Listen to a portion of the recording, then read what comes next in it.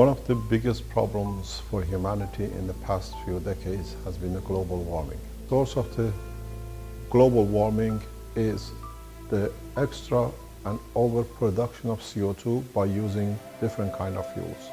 The leaf is a CO2 extraction system. The leaf has two sides. One side is nano-layered differently in respect to the back. You can create one side properties of the leaf, which is, for example, the top. And then trying to find the second plate by putting water and salt in the container with a plate, one nano plate and one nickel plate, we create an environment exactly like the leaf. Connect the two plates together electronically by wire. The system will start absorbing CO2 from the environment exactly like a leaf.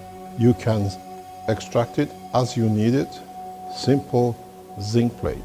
A piece of wire. All the CO2 which you collect, put them in a position as we have in the containers.